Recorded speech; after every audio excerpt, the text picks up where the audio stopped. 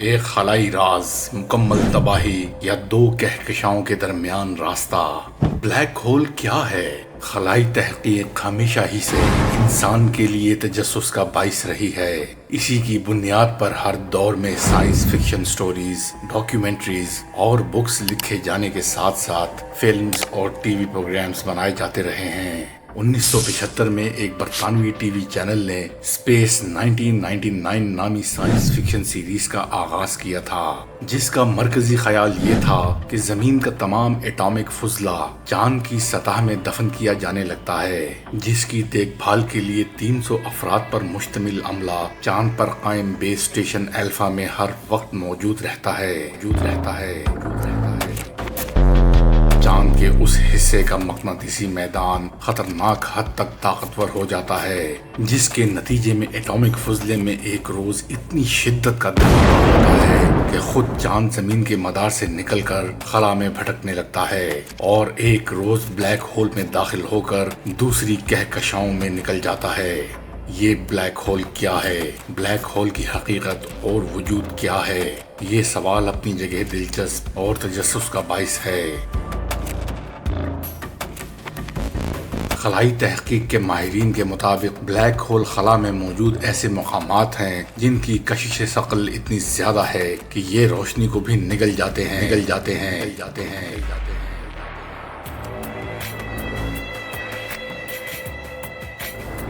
عام نظریہ اضافت کے مطابق اسپیس میں بہت زیادہ تعداد میں موجود گڑھے مخصوص وقت کے بعد بلیک ہول کی شکل اختیار کر لیتے ہیں اور یہ ایونٹ ہورائزن کہلاتا ہے۔ ماہرین کے نزدیک یہ وہ مقام ہے جہاں پہنچ کر کسی بھی چیز کے لیے واپسی ممکن نہیں۔ بلیک ہول کو بلیک یعنی کالا اس لیے کہا جاتا ہے کیونکہ جو بھی روشنی ہورائزن پر پڑتی ہے وہ روشنی منعکس نہیں ہوتی اور وہاں سوائے سیاہ دھبوں کے کچھ اور نظر نہیں آتا، جس طرح تھرمو ڈائنامک میں بلیک باڈی کے معاملے میں ہوتا ہے۔ جبکہ ایک اور بلیک ہول تھیوری یہ ہے کہ ہورائزن سے شدید درجہ حرارت کے ساتھ تابکاری کا اخراج ہوتا ہے۔ اس درجہ حرارت کا تعلق بلیک ہول کے حجم سے ہوتا ہے، جس کی وجہ سے تابکاری کی شدت کا اندازہ لگانا مشکل ہے۔ کچھ ماہرین کا یہ بھی کہنا ہے کہ بلیک ہول میں اتنی زیادہ کشش ثقل ہوتی ہے کہ بڑی سے بڑی جسامت کی شے نظر نہ آنے والے ذرات میں تبدیل ہو جاتی ہے۔ چونکہ اس روشنی کا اخراج نہیں ہوتا، اسی لیے یہ نظر نہیں آتے اور بلیک ہول کہلاتے ہیں۔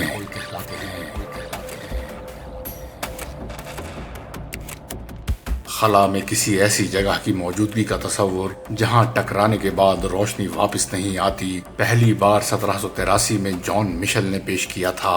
اس کے مطابق سورج کے قطر اور کثافت کے برابر کا جسم لامحدود بلندی سے بلیک ہول کی طرف گرے تو اس کی رفتار روشنی کی رفتار سے بھی زیادہ ہوگی۔ اسی تصور کی توسیع ایک میتھمیٹیشین سائمن نے 1796 میں کی۔ 1915 میں آئنسٹائن نے نظریہ اضافت پیش کیا جس کے مطابق کشش ثقل روشنی کی حرکت پر اثر انداز ہوتی ہے۔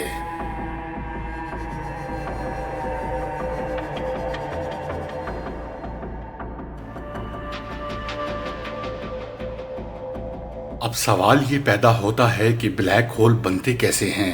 ماہرین کے مطابق بلیک ہول ستاروں کی تباہی کے نتیجے میں وجود میں آتے ہیں۔ ان کی باقیات ایک مرکز پر جمع ہو جاتی ہیں اور یہی بلیک ہول کی شکل اختیار کر لیتے ہیں۔ عام انسانی آنکھ سے انہیں دیکھنا ممکن نہیں، اسی لیے سائنٹسٹ خصوصی آلات ٹیلیسکوپ کی ہیلپ سے ان کی موجودگی کا پتہ چلاتے ہیں۔ ٹیلیسکوپ سے یہ بھی معلوم ہوتا ہے کہ بلیک ہول کے اطراف سیاروں اور ستاروں کی نقل و حمل میں کس طرح کی تبدیلیاں واقع ہوتی رہتی ہیں۔ بلیک ہولز مختلف جسامت کے ہوتے ہیں۔ چھوٹے سے چھوٹا بلیک ہول ایک جوہر یعنی ایٹم اور بڑے سے بڑا سورج سے 10 گنا سے بھی زیادہ بڑا ہو سکتا ہے۔ چھوٹے بلیک ہول کی جسامت ایک بڑے پہاڑ کی جسامت کے برابر بھی ہو سکتی ہے۔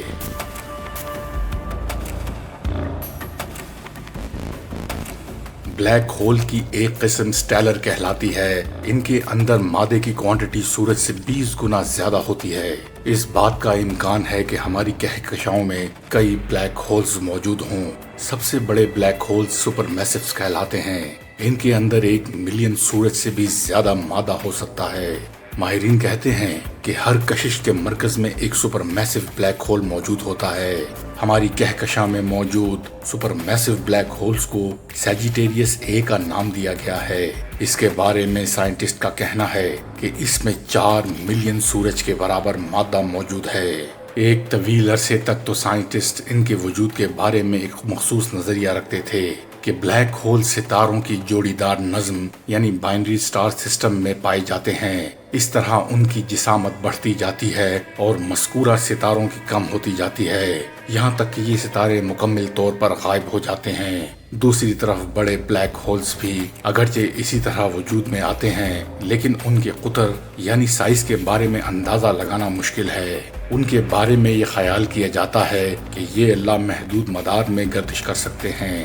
ماہرین کا خیال ہے کہ اگر یہ صورتحال برقرار رہتی ہے تو اگلے 100 سال میں کائنات کی شکل بالکل تبدیل ہو جائے گی۔